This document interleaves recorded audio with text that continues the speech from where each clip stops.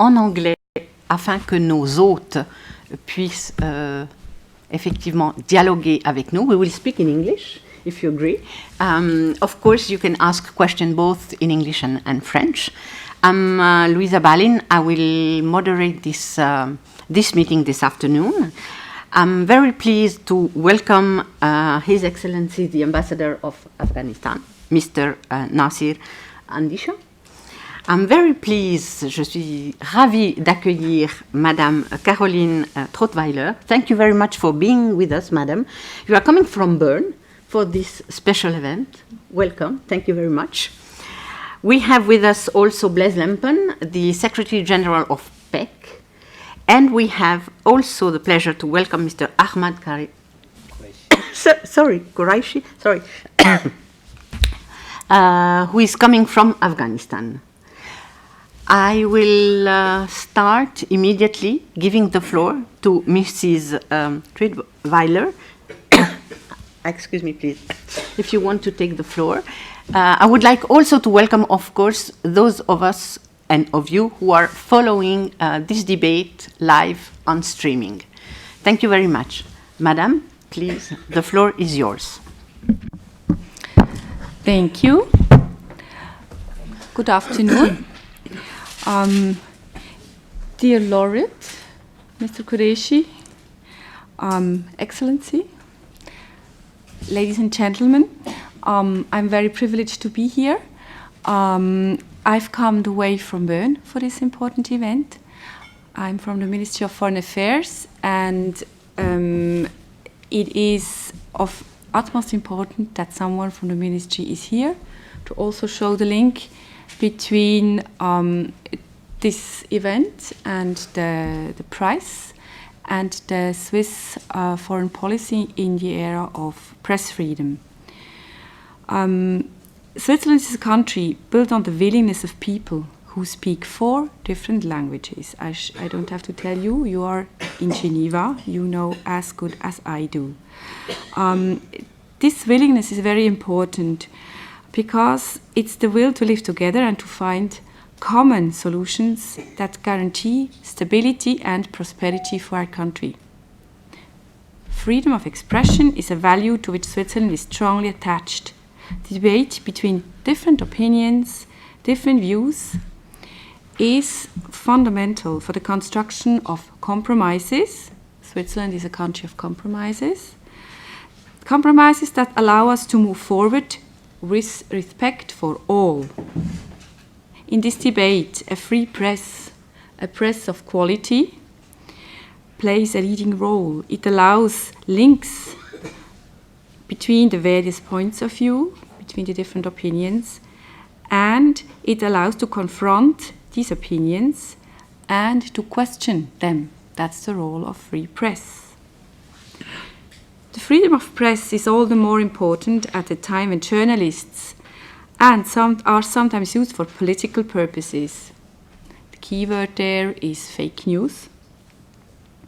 In a time where journalists become targets, verbal targets, but unfortunately the more and more also physical targets of violence. Unfortunately, the number of journalists who pay with their lives for their work does not diminish, on the contrary. With the journalists' investigative work, journalists draw attention to the dysfunctions of society, laying the groundwork for correction, laying the groundwork for correcting these dysfunctions. This work requires time and resources. Digitization and free access to content are forcing the media to look for new financial models, and this challenge is still far from being solved. But there is also a growing awareness of the importance of a free and quality press. It is fundamental to the proper functioning of democracy. This being said, let me highlight the importance of the work done by the Afghan Journalists Center. This work is crucial, not only from an Afghanistan perspective, where journalists are also victims of hostility and violence, but also from a bigger perspective. To honor the Journalist Center's engagement in defending the rights of Afghan journalists and in ensuring freedom of expression is the reason why we are here today. Excellency, ladies and gentlemen, before concluding, let me make a link to the International Geneva and to the UN. The defense and the promotion of press freedom is an ongoing challenge. We need to do more, build coalitions, develop expertise and support governments that are willing to improve media freedom and in their country. To this end, we should join forces. Switzerland is convinced that the multilateral system provides the adequate framework to promote global efforts in a concerted manner. This autumn, a new resolution on the safety of journalists will be presented at the UN General Assembly in New York. Switzerland encourages all countries to actively take part in these negotiations. It is our duty to make sure that journalists can work in a safe environment and that freedom of expression is strengthened in every region of the world. Thank you for your attention.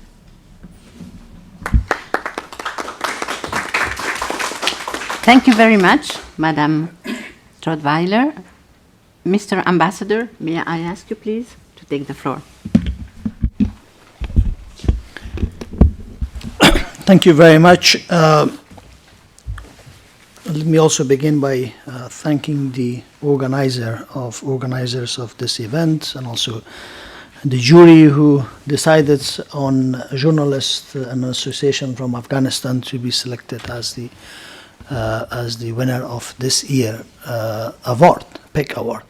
And also extend my appreciation to my good friend, Madam Caroline. She came all the way from Bern here, and for the Ministry of Foreign Affairs of my host country here, Switzerland, for always being a defender of press freedom and human rights. So thank you very much, and thank you, Mr. Secretary General, for this. Thinking journalism and protection of journalists, freedom of media, and freedom of expression, I think more than any other time today is at the forefront of the global international events everywhere. I think today we are, in some countries, we are faced with different challenges faced by journalists and by people who are working in the media, the challenges which really threats their life. But on the other hand, also journalism is facing the challenge of credibility internationally, the challenges of fake news, the challenges of biased media, and challenges that it's seen in our politics internationally. I wanted to focus on one or two areas. I'm sure there will be more talks about these challenges that we face, but also I wanted to mention a few opportunities and which really also exist among all these challenges. In Afghanistan, I'm sure my colleague Mr. Quraishi will tell you about the difficulties that they are going through in reporting out of a country which has been in the war for past 40 years, but specifically in the past 4 or 5 years, it has been really intense, and you can see this from the statistics of number of journalists killed in the past years. I think 2018 has been worst so far. It was around 13 people, a jump from 4 there. So it makes the 2018 the deadliest year for the journalists in Afghanistan. Of course, our local journalists are facing extra threats. The local journalists are more exposed. They are less protected, unlike their international colleagues. Of course, they work together, but they are traveling to the front lines. Some of them are based there. They are in the provinces. They are where we get all our newses from. So I think they face more challenges. And most of the cases of journalists who have been killed recently were people who were actually at the front lines of journalism in the provinces of Afghanistan.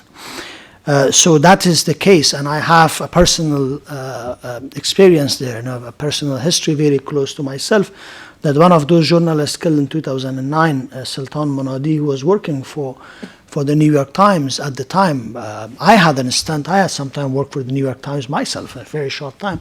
In 2009, he was killed in a rescue mission where he was together with his Irish, British friend, Stephen Farrell. Stephen Farrell was rescued, but Sultan Munadi was killed. They were both journalists. They were working together in the same place, in the same incident. So it can tell you the level of threat that the local journalists in Afghanistan are facing. So you should always, appreciate this part, that these people are really there, putting their life in real danger to bring us the stories which can make the world understand Afghanistan, but also make the country accountable, and I'll come to the value to democracy. And then, of course, there is another distinction between male journalists and female journalists. We have a lot of female journalists in Afghanistan who not only defy all the challenges which our male journalists faces, but also they defy the traditions, they defy all the taboos and the stereotypes. Sometimes even from the community, but still we have an increasing number of female journalists. I think even some of our journalists, which are doing a very courageous job on the front lines, are female, and we have a whole TV which is run by female management, to female anchors, to female reporters, everything. So I mean. So there is completely another level of journalism in Afghanistan run by our very courageous female journalists, and I'm glad also to announce here that I think in the month of October we have another prize which will be given to a female journalist in Sweden. So then the challenges of protection. Of course, I'm here representing a government, and that's our job also to protect our journalists. I understand that the challenges of protecting journalism or journalists in Afghanistan, physical protection of them is a continuous effort and a continuous undertaking for us, because every time we strive to increase the protection of journalists. Of course, the more protection you give, the restricted their access will become. But again, the terrorists are using a different tactic to really inflict casualties. We had very unfortunate and deadly cases of our journalists, very famous journalists, very hardworking journalists, being killed in the secondary attack, in a follow-up attack. There was an attack when these people are coming to report, and then there is another attack on the site, and that's why I think some of the casualties we had in 2017 and 18 was due to this. And that's why the government of Afghanistan, if you look at the index of freedom of access, freedom of information, and overall protection of journalists, despite all these challenges, we see a continuous increase in our ranking, basically both in terms of the legal protection. I think there have been serious changes in the past 2-3 years in this national unity government. We have laws now, regulations, which are protecting journalists. In terms of the political protection is there, I think very strongly by leaders of national unity government, but also the other commanders of the police and governors and everybody else. Economic protection, there I think it is, of course it's not a job where you will earn a lot, but it's it's a middle rank, so it means that there's an economic protection. But one last part which is added to this index, which is probably coming from us, is security and safety. So we have now enacted a number of regulations where it increases the security and safety of journalists. So this new dimension is been attached to this. And then to show our political commitment, there is a committee under our second vice president, which when I was in Kabul as a deputy minister, I was a member of that committee. They call a committee, government committee for protection and coordination of with the journalists. So we have all this association, organization of media. They were coming and we were interacting and we were talking on how to increase the protection of journalists. So now that is a thing on one side, and the other side is like in a society like Afghanistan, a place where it's a nascent democracy. I think the role that the journalists are playing, I think, is really really huge, outsized. Yes, in every society, the journalists are bringing the news out. They make the people understand that what's happening, what's hidden, what is some of those problems. There have been whistleblowers everywhere. But in our case, I think now that the institutions are still in the building, I think they are the most important aspect of a democratic society or our journalists, because they are actually making the system accountable. They are, when there is a problem with a road, when there is a problem with a bridge, when a school is not functioning very well, when there is an issue of IDPs which the government has not really seriously addressed, it's them who go bring it up, show it to the people. So I think even right now we have an election going on. I think they are doing their job even much more stricter than all the other institutions, because they go and they highlight that this is okay, this is not okay. We have, a news agency, Pajwak, which actually now analyzes that even the promises of politicians, that if this promise can be substantiated or not, and then they will tell the people.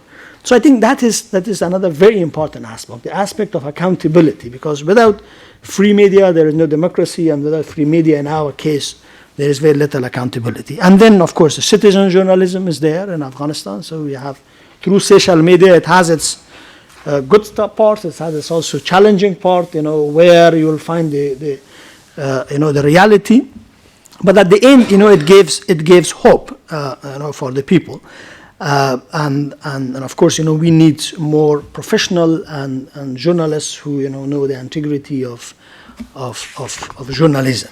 So I think I will probably conclude on this point, on the last point, that supporting journalists internationally, like this prize and this event, it encourages those people who really otherwise are doing one of the most difficult jobs. They are in the front lines with soldiers, a soldier which has all the protection of his guns, his armored vehicles. So they are there with their mics, with their pens, and with their now iPhones, which can do the job of recorder and everything else. So I think appreciating them internationally, recognizing them internationally, I think is the least we can do. And I really am thankful for you here to bring someone from Afghanistan as a representative of all the media community in Afghanistan. So, but of course, we have to emphasize on professionalism, on responsibility, on responsible journalism, and we have to understand that there is also good journalism and bad journalism, and there has to be a difference between these two, and it has to be highlighted that the professional journalists, responsible journalists who really work on this profession according to rules and regulations will be awarded and will be made good examples for the others. And with this, once again I thank you very much for this, and I wish Mr. Quraishi all the best and his colleagues. Thank you very much. Thank you, Mr. Ambassador. And now, may I ask Blaise Lempen, the Secretary General of PEC, to take the floor. Thank you, Mr. Ambassador, for your kind words. It is very encouraging, your speech, for us. And Madame la Directrice du Bureau Régional, Mr. Ahmad Quraishi, Director of the Afghanistan Journalist Center, ladies and gentlemen, dear colleagues, dear Luisa. The Afghanistan Journalist Center has been chosen this year to receive the PEC Annual Award for the protection of journalists. We will hand over the award to its Executive Director, Ahmad Quraishi, in a few minutes. Why Afghanistan? Terrorist groups are a constant threat to civilians and journalists in Afghanistan. Freedom of the press is at stake. Afghanistan was last year the most dangerous place for media workers with Mexico. 17 journalists paid the highest price while doing their job. 7 more were killed in 2019 until the end of August. Others were injured or abducted. Each week, new bomb attacks are committed. Recently, on the 5th of September, 6 journalists were wounded in a Taliban car bomb attack targeting foreign forces in Kabul. On September 6, Taliban had abducted journalists in the Paktia province on their way to participate at a training workshop. Then they were released after 2 days. On Tuesday this week, at least 47 people were killed in 2 bomb attacks. We remember the awful and heinous attack last year when 9 journalists were killed just in 1 day at the center of Kabul. They were rushing to the scene of a first blast when another device detonated. Journalists face extreme dangers in Afghanistan, as you told us also.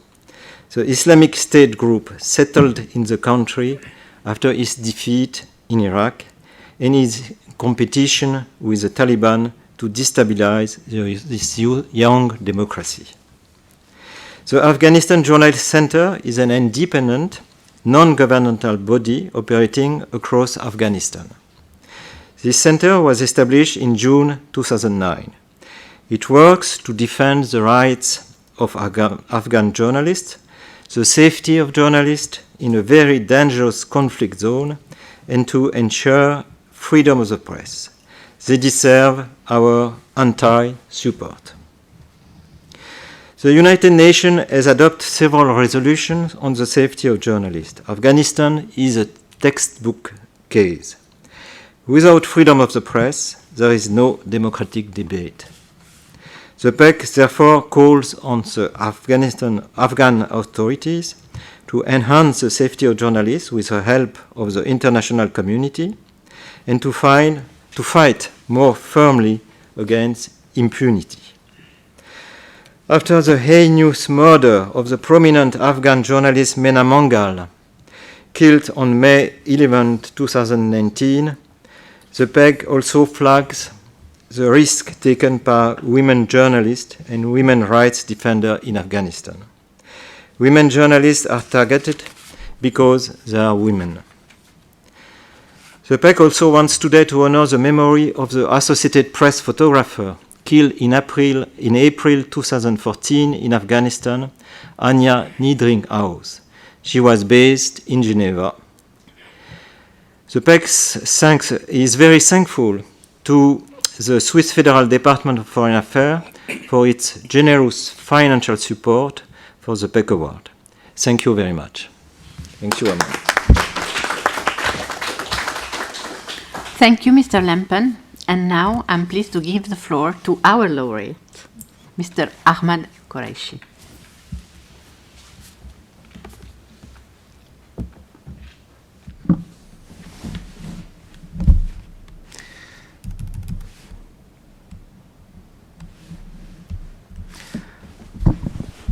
Warm greeting, ladies and gentlemen.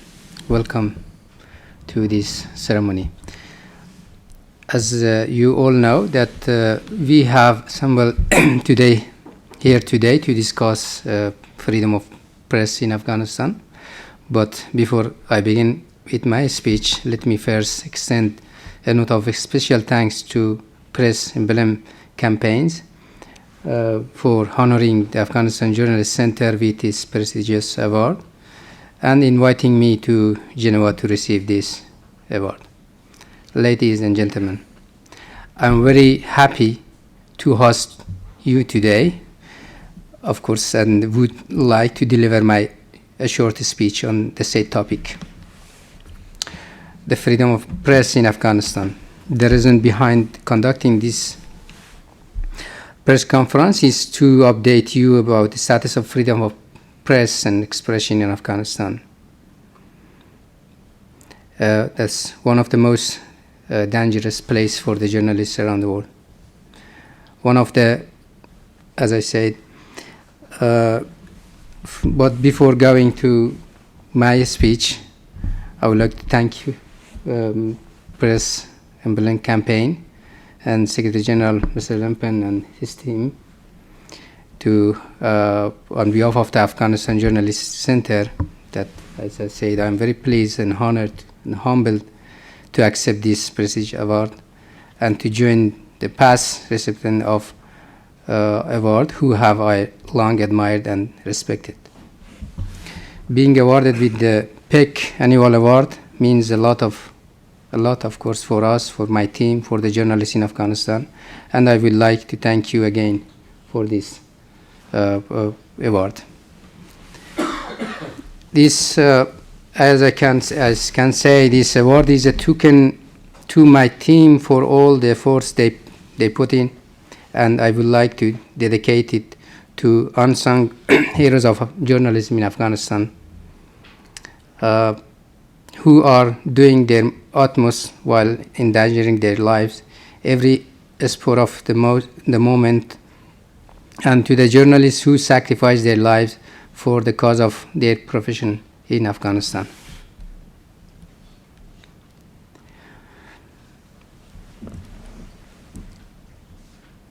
As an organization that, as Mr. Lempen said, we are defending and promoting freedom of press in Afghanistan, and we are normally observing a lot of violence against journalists and media personnel in Afghanistan who are constantly being suppressed by terrorist groups, warlords, and illegal armed individuals.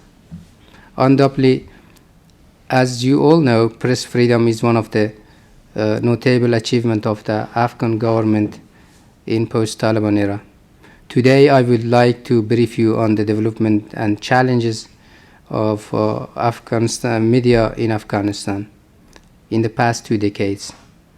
But I would like to escape the subject that Mr. Ambassador highlighted. It is the media that represent the voice of the people in this difficult time, and any gross mishandling of this channel can deprive the people right to information. It is therefore become our responsibility to safeguard the press freedom and raise our voice internationally, of course locally and internationally. As a fourth important pillar of any democracy, the press plays a key role in meeting the justice, good governance, ensuring public welfare, etc. in our young democracy. That it is experiencing nowadays dramatic development in free media since the collapse of Taliban in 2001. Freedom of expression and press is guaranteed, fortunately, in Afghanistan constitution. And beside that, Afghanistan has passed a media law and the access to information law, which is the first in worldwide right to information rating in 2018. I would like to go a little bit on the media in Afghanistan and to let you know the number of the media nowadays currently operating in the country. According to the figure of Afghanistan Journalists Center, there are now more than 70 TV networks, 190 FM radio stations, and just over 500 newspapers and magazines published under the wide range of ownership in Afghanistan, most of them privately owned. This blossom development of Afghanistan media sector is in the past 2 decades is beyond our expectation.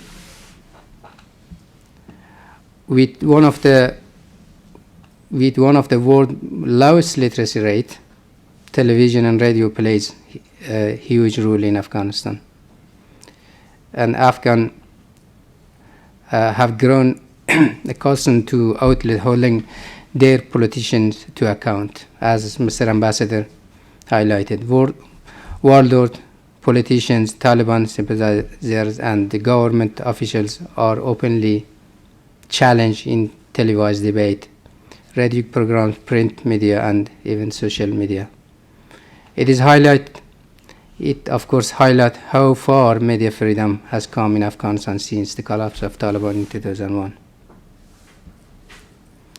On the Taliban era, as you may know, or the years before that, there was mostly Mujahideen rules, and warlords were ruling part of the country. Unfortunately, some part was ruling by some warlords.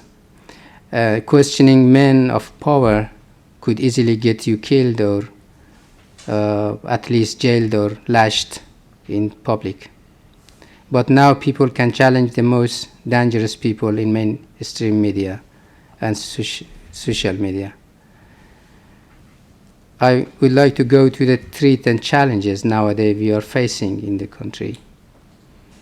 Most important things and concerns that we have nowadays, it is unfortunately the attacks on the media and the journalists in our country. Taliban and the newly formed terrorist group, IS, Islamic State group, and constant abuse by the warlord, drug mafia, and corrupt official continues, permanent threat and fear to the journalists and media in the country. So these attacks made Afghanistan one of the dangerous place for the journalists in the world. And of course, the deadliest country for the journalists around the world, who face nowadays many risks covering the conflict in the provinces, especially in South and Southeast neighboring Pakistan. In today Afghanistan, freedom of expression, as Mr. Ambassador highlighted, it is the product of our efforts, and almost I can say 2 decades struggling for our rights, and the price of 1,000 lives, in particular more than 112 journalists and media workers since 2001. Of these, of course, of this number of killing, 112 journalists and media workers, based on the Afghanistan Journalist Center finding, Taliban account for the killing of 44, Islamic State group, IS, 34, individual or other criminal armed groups, 27, NATO forces, 3, family members, 3, and Afghan police for 1, responsible for in deaths of 1 journalist. The most important things that nowadays worries us most a lot, that it is the targeting killing that is increasing in Afghanistan. Bomb attacks or crossfire. The journalists are being killed in the armed conflict around the country. AFJC records show that in almost 93% of killing cases, the killers go unpunished. It shows the level of impunity in the country. In 2018 alone, as Mr. Ambassador and Lempen highlighted, 70 journalists killed and journalists and media workers killed in Afghanistan. Just in one day, 9 journalists lost their life at the center of Kabul, who were rushing to a sense of suicide attack there.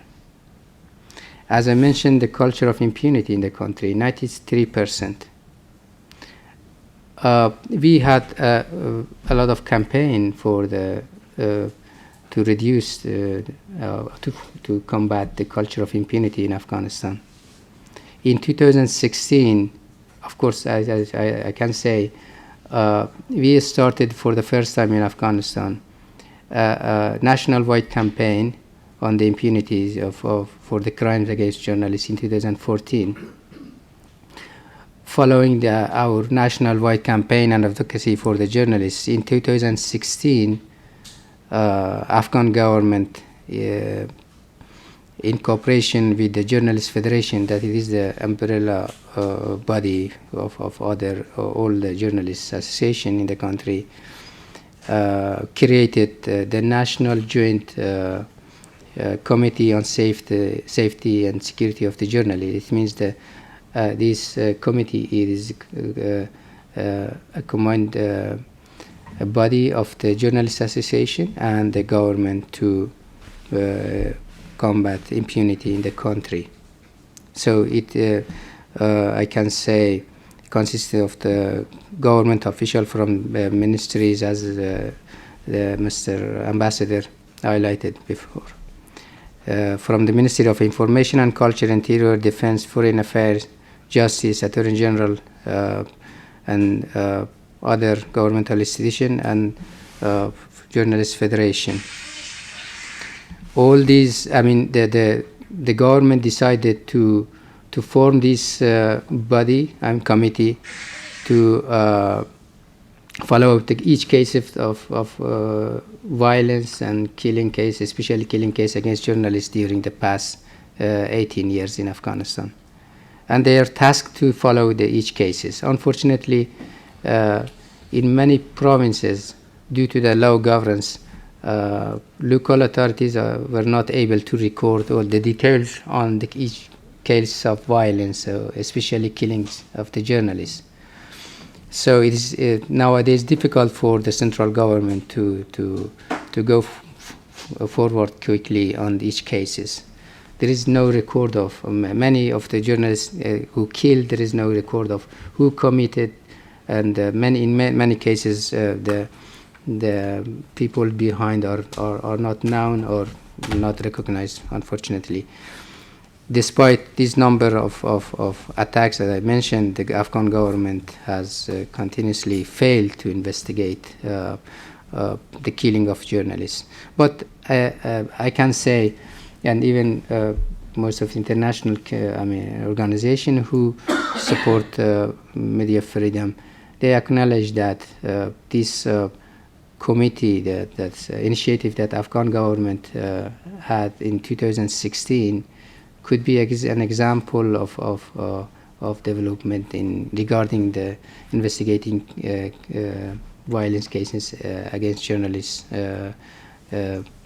in Afghanistan, and even for those countries who suffer, like Afghanistan, maybe in Mexico or other countries, Syria, Iraq, or other. But the problem is that there's low governance and weak governance in the country, and continuous attacks of terrorist groups force the government to not to be able to follow this case perfectly. Of these all 120, as I can say, our finding shows that of these 112 cases of killing, the cases of only 8 journalists went to the court for trial, and hearing of 6 cases concluded and conviction were ordered in 5 cases only. We believe that the impunity for the crimes against journalists gives license for more violence in Afghanistan. The killers or the perpetrators of crimes against journalists should not be believed that they are above the law, and the culture of impunity must be challenged. As a journalist organization defending journalists' rights in the country, we cannot tolerate furthermore, negligence of in the prosecution of those involved in the act against journalists.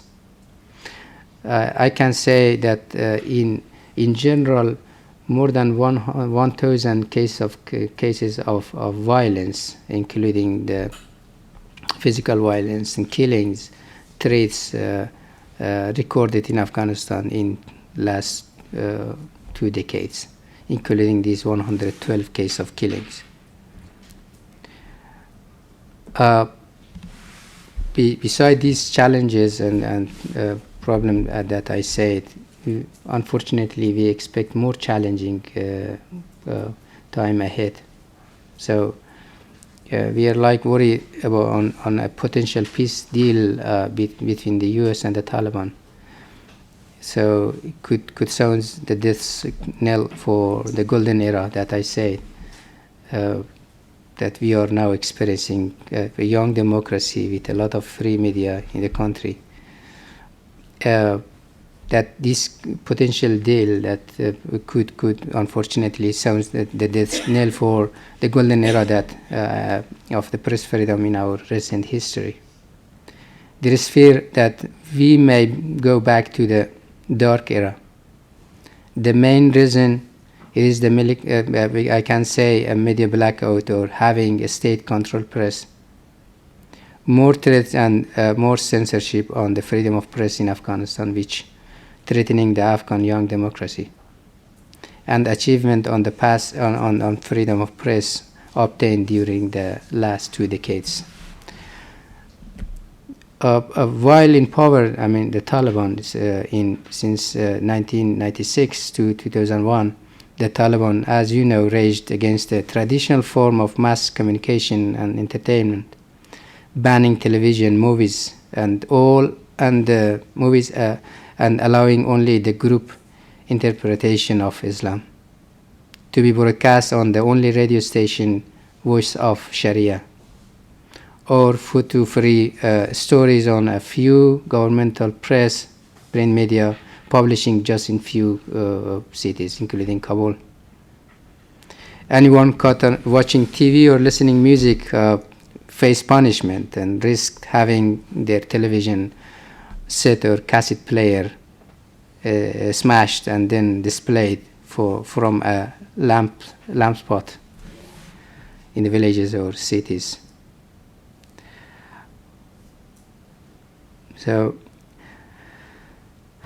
freedom of expression as a protective value of Afghan democracy should be, as I said before, incorporated into any agreement resulting the peace talk between the U.S. and the Taliban. At the end, I would like to call on behalf of the Afghanistan Journalists Center on the international community who supported the Afghanistan in the past 2 decades to uphold the values gained, in particular freedom of expression and press in Afghanistan, because we are worried about the future status of press freedom and do not want, of course, to go back to the dark era experience under the Taliban regime. Thanks a lot for the listening, for this long speech.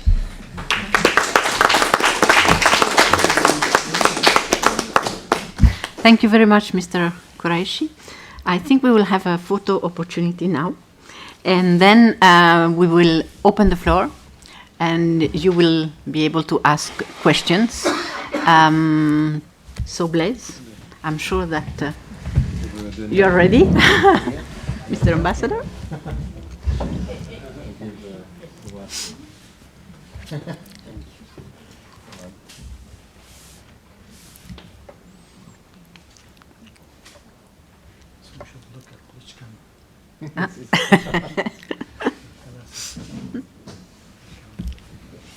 Perfect. Thank you very much. For honoring me. Thank you. Coming to Geneva. Thanks a lot. Thank you for coming. Thank you.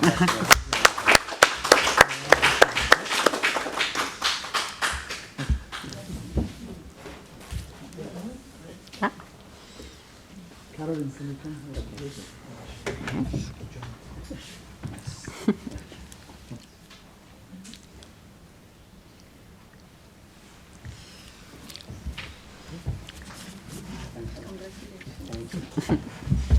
Thank you very much. Before giving you the floor, ladies and gentlemen, I have a question for you, Mr. Quraishi. Can you give us maybe more information concerning your center? How many journalists are working today? How many women journalists are working today? And what is maybe the most difficult, the obstacles that the female journalists are meeting today? Thank you. Good question. There is a estimation. Unfortunately, there is no correct figure on that, but an estimation about 10,000 journalists and media working in Afghanistan. Of these all working in the media, that number of media, I said about 70 TV channels, about 190 radio station, FM station that is operating around the country, and in over of 500 print media. And of these numbers, I can say by estimation about 2,000 up to 2,500 are women journalists and media workers. Thank you. Ladies and gentlemen, if you have a question, the floor is yours. Ed Girardet. Yes.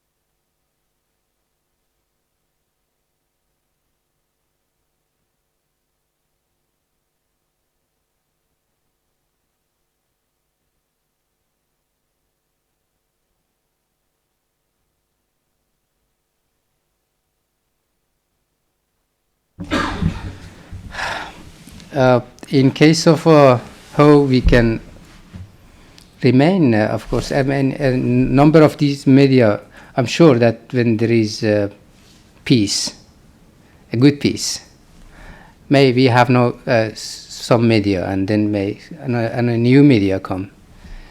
Unfortunately, for today Afghanistan, I can categorize the media in one. I mean, section category of media are independent media.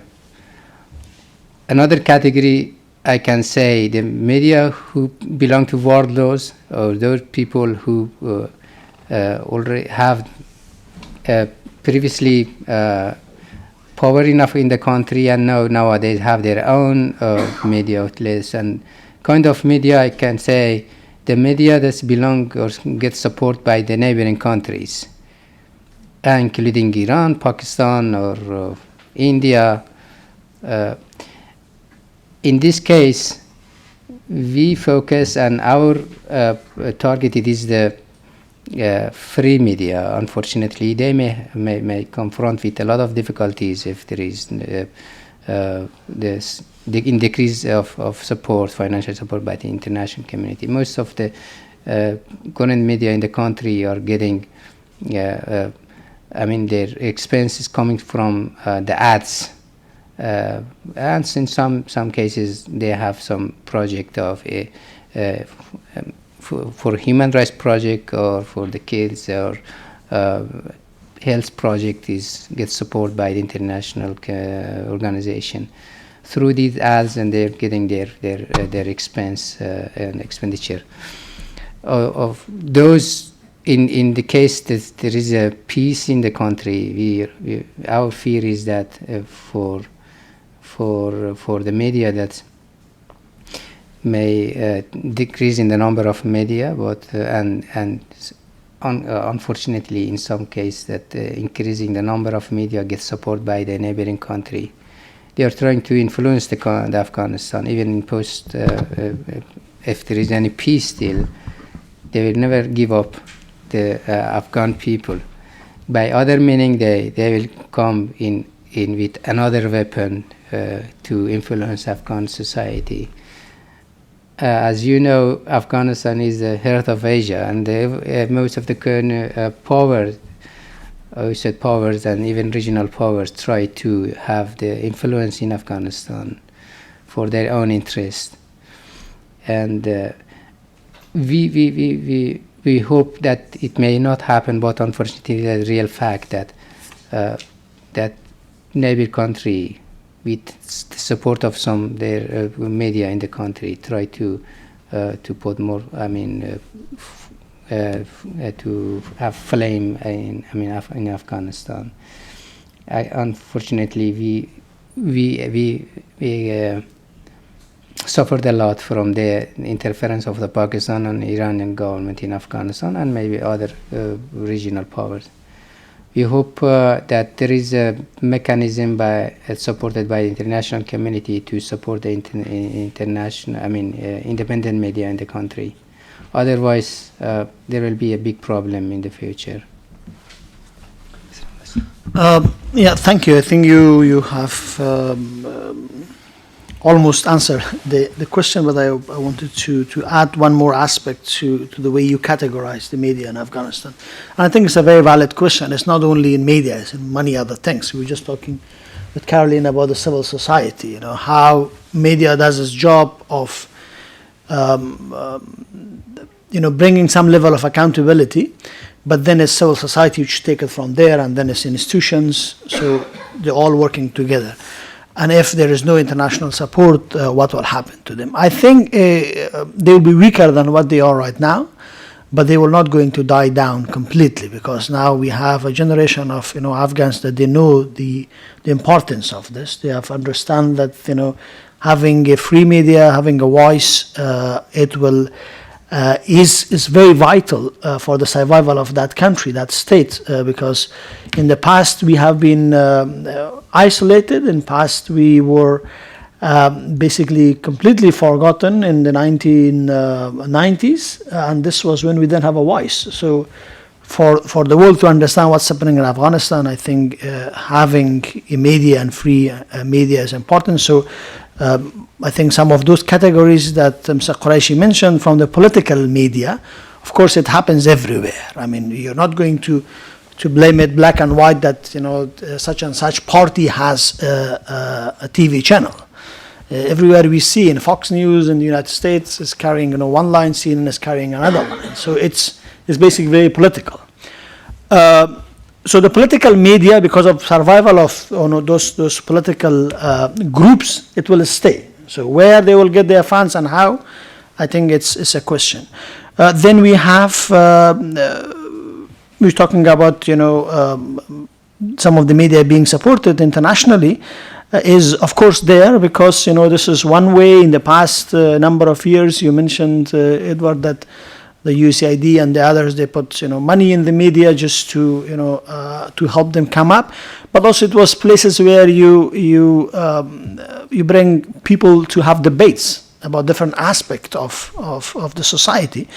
I think that will stay and that will remain, but how to make media sustainable economically, I think is a challenge everywhere. It's not in Afghanistan even. Right now we see that print media is more or less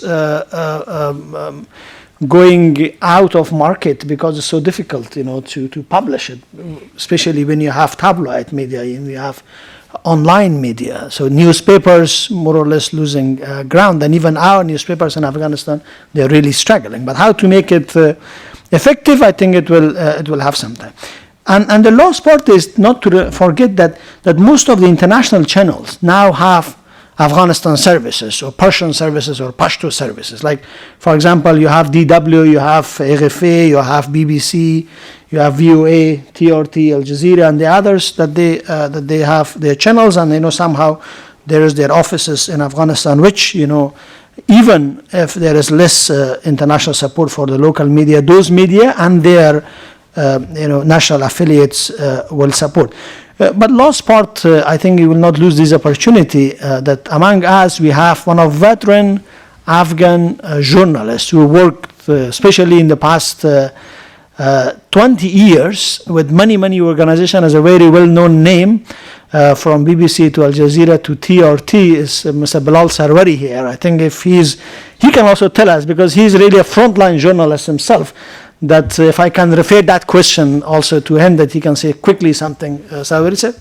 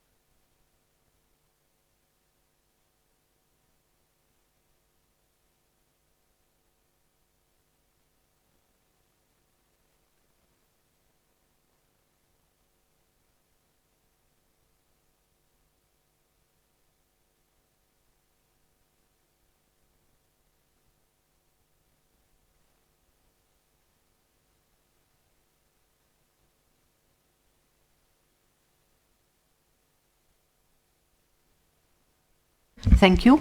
May I ask a broader question to you, Mrs. Trautweiler? Can you give us a bit of information on how the DFAE and the Swiss are working in Afghanistan, please?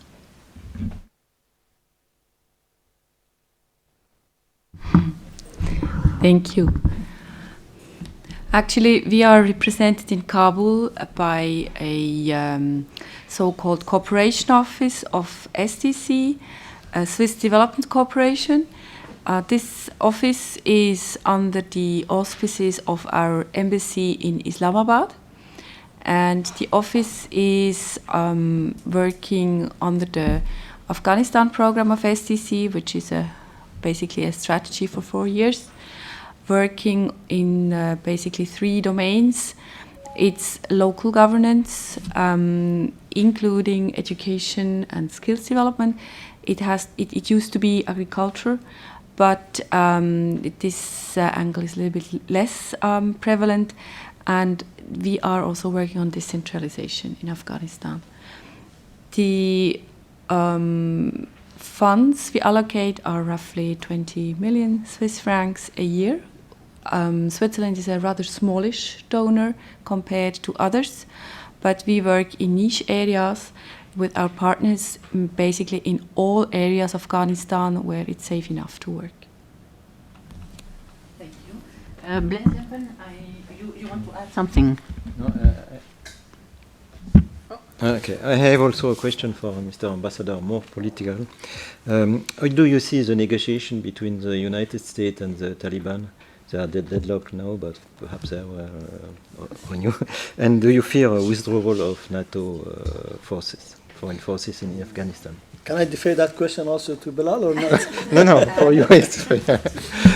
All right.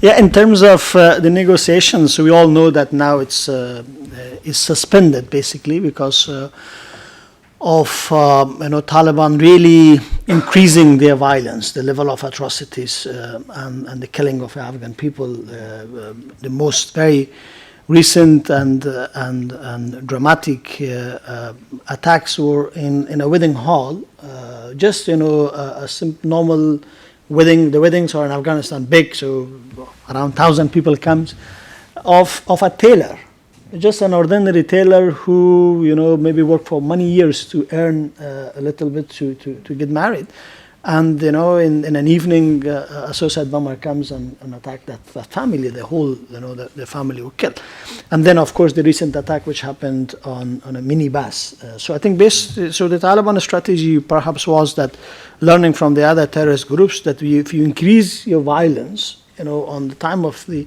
negotiation, you might, score more points. So you create, new ground realities, and that way, you can influence the outcome of negotiation, which I think they overplayed, and that's why the negotiations are right now suspended. But if we are asking that, what is how important is the peace negotiation? Of course, everyone in Afghanistan understands that peace is very important.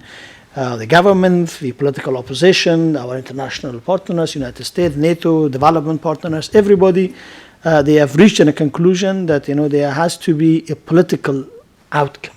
There has to be a political agreement, a settlement to end this violence, to end this insurgency. But for that, you need to have a framework, and this agreement will be a framework between the international forces and the Taliban and their supporters, but then the real negotiation, the real discussion, the real peace will not come out of this. That might bring a ceasefire or a sort of an agreement for the withdrawal of foreign forces. But the real peace will come on a negotiating table, a prolonged one, one which all the points that Mr. Quraishi raised here, the concern of which is only one aspect of our life, the free media and freedom, to all the other political, economic, social aspect of the Afghans' life, that we have to sit across the table with the Taliban and we negotiate this, and a peace will come basically out of this. Given the urgency of peace, given the the desire for peace within among the Afghans, and also giving the inevitability of peace also for the future of Taliban. I mean, they cannot continue with the violence and expect to later on be part of a political system where people will accept them with open embrace. The more atrocities they do, the more wounds they create, which cannot be healed easily. So I think even on their side and also on their side of their supporters, for example, Pakistan and the others, they cannot sustain this forever. They are under pressure internationally and also domestically. So I think giving the whole environment, if you put the whole environment together, they can tell you that a peace agreement is going to happen. There will be negotiation, there will be trade-offs, giving and takes, but the Afghan people are ready for reaching peace. Probably it will take more time, but that's the way forward. The negotiation will restart.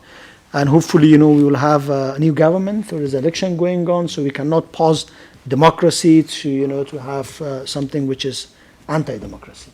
So we are hopeful, and it's going to be the first agenda, in the next few months.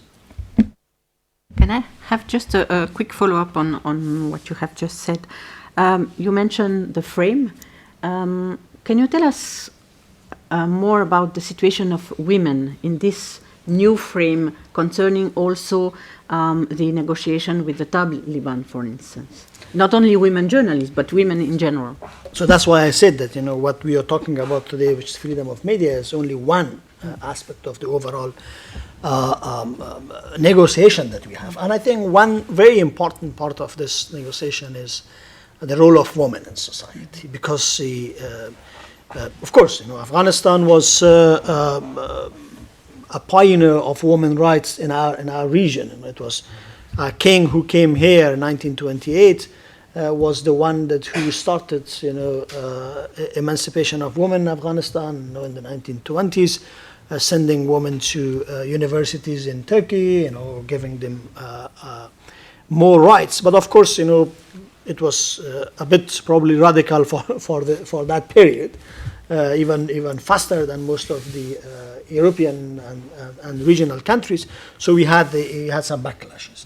But right now, in the past 18 years, I think women has attained their right positions, at least in terms of the rules, regulations, rights that they were given, of the rights which has been taken. As of course, still we are lacking because of the security. They cannot really completely use their full potentials in the villages and everywhere else. So that's why I think one area which is a contentious area in the negotiation is the right of the woman, because according to our constitution, they have every right.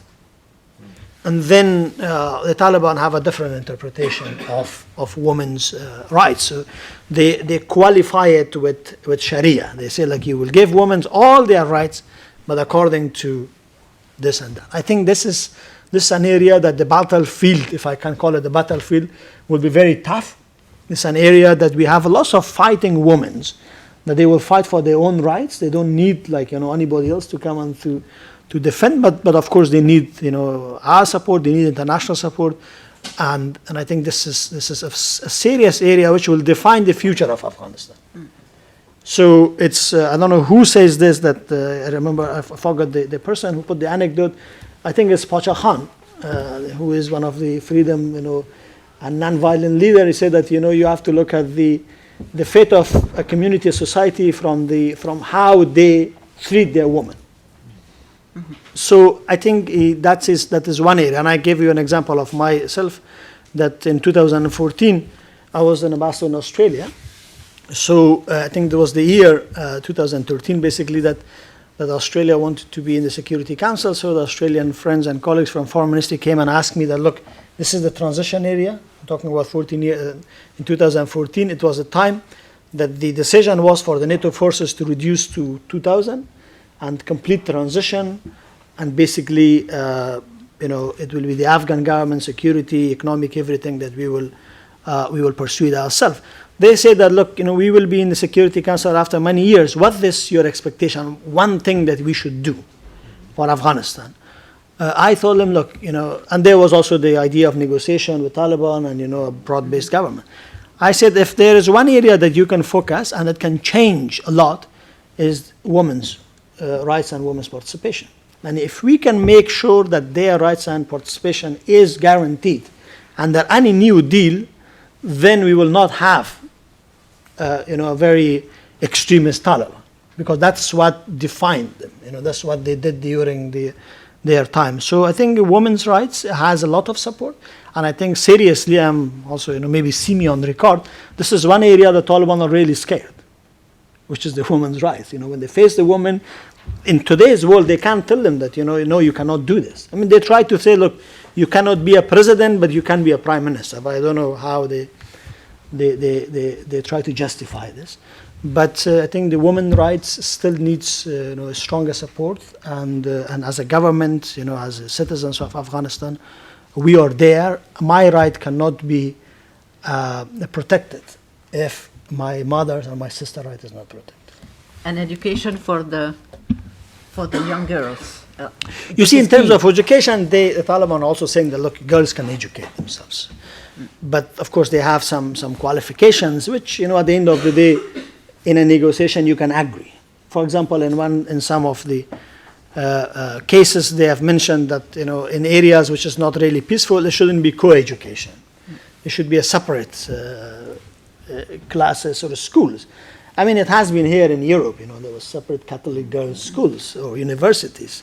But there should be a choice that if some people wanted to go, even right now in Kabul, we have a dedicated women university. So if the girls wanted to go to that university, it's all girls. But if they wanted to go for co-education, there is choice for them. So I think in some areas, in the area of education, in the area of health, they have said that we have no problem with it. We will agree.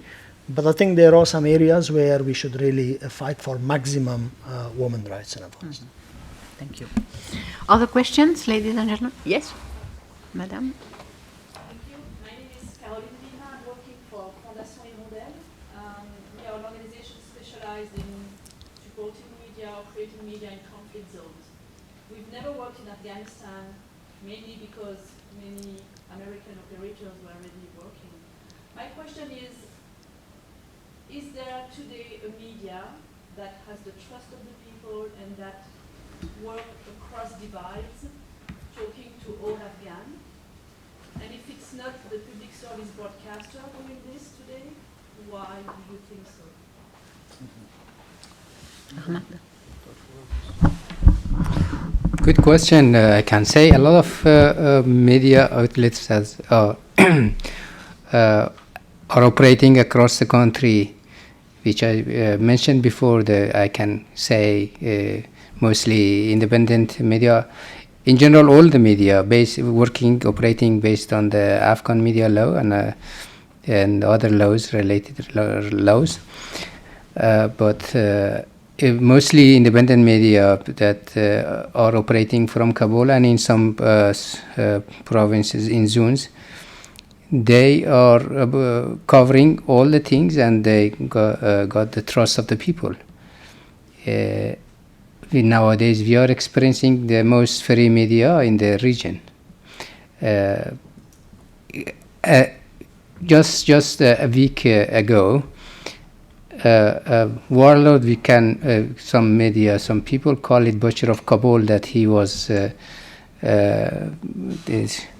firing rockets to Kabul during the 19th civil war in Afghanistan.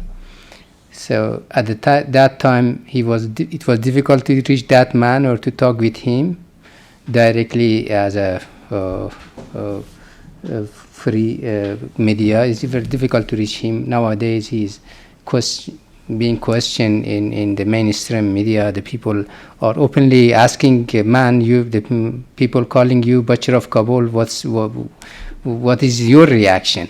It was difficult for the people to even to say a word against that such a people before this last 2 decades that we had, as I mentioned before, that at the time of Taliban, we had one radio called Voice of Sharia, and even before the Taliban, some few media were operating.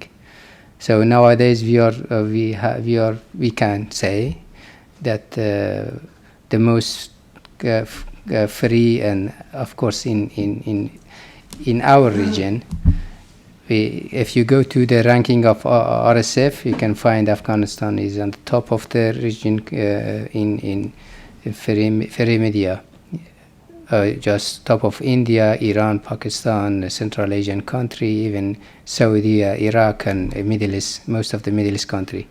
So nowadays we are experiencing free media, as I can say, but the problem is that it is on the attacks and on the media, and unfortunately the unclear peace talks or between the US and the Taliban, that we hope that there is not happening, that it's such a bad peace deal to go back against to the Taliban era. So if you can go, you can Google it, and you can find a lot of media that nowadays in Afghanistan operating online too. So you can find everything at the media freely. They are discussing everything in the media. If I add one thing on this about the national broadcaster, so if also you mean that in Afghanistan there are different, ethnic groups, small groups, linguistic groups, we have Nuristanis, we have Pashai, there are people in some tribal areas, very remote. Yeah, that is national broadcaster. The Afghanistan National TV and Radio has specific programs on those languages, which, because the mainstream media, of course, they wanted to target majority of speakers, which they broadcast in Farsi, Dari, and Pashto. But the national broadcasters have a specific program for all the languages which exist in the country. You, Blaise? Just a short follow-up with a question. Are there Taliban media, and are they free to broadcast in Afghanistan? Not because it is not to run a media in Afghanistan, which is, it is because till now it is in Afghan law it is it's called a terrorist group or illegal armed group that is fighting against an so-called elected government and young democracy. So it is not allowed You need even. to register first. Of course, to register and to go on the line of the media law and constitution, they have to preserve all these things. So it is not allowed. Thank you. Before giving the possibility to have one-to-one interviews, we will have a last question. Ricardo? Thank you.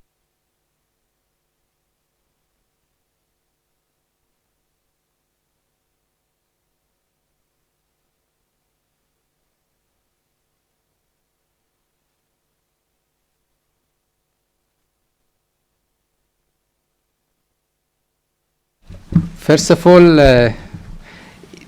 honoring me, honoring the organization with this prestigious award, encourage us to do more. It is good, and I'm thanking the PEC for inviting me to come here and to raise our voice at the international level. So it is good for us, of course. We are looking for such opportunity in the future too. We hope to have such a conference and even encouraging award in the future for other organizations, maybe different other organizations in other European countries, to invite Afghan journalists and to show that the current Afghanistan is different than the previous, before the 2001. So we could be a good example for other regional countries. If you go to any of these countries around us, you may never find us such a free media like Afghanistan, but in such a young generation that is very interested, as Mr. Bilal said, that a lot of people in the universities or even outside of university willing to join the free media, because the free media are expressing very open things, and everybody has the right to express feeling or say, even criticizing the government directly, any officials, or as I said, warlords, that it was difficult before that, maybe 20 years ago, to even talk with the warlords. Nowadays they are openly questioned at the mainstream media. Thank you. Before concluding, Guy Mettan, the director of the Club Suisse de la Presse, reminded me to invite you tomorrow to the Fête de la Communication that will take place. We have invitation here for you, madam and gentlemen, and for you outside. Fête de la Communication tomorrow, Château de Pente. And before that, we will have another panel in French, cette fois-ci en français, un autre débat public Genève International autour de la question comment désamorcer les discours de guerre. Nous aurons Monsieur Jovan Kurbalia qui sera là, Madame Solange Gernauti, Monsieur Igor Ustinov et Blaise Lempen qui sera là aussi. Donc ça sera de 17h à 18h30 au Château de Pente. Je vous remercie, vous êtes tous invités. And now I think we would like to thank Madam, and you gentlemen for being with us today. Congratulations, thank you very much. And now there is a possibility to have one-to-one interviews. I know that our colleague from Radio della Svizzera Italiana is on the starting block for the interviews. Thank you very much, ladies and gentlemen, and see you tomorrow, hopefully. Thank you.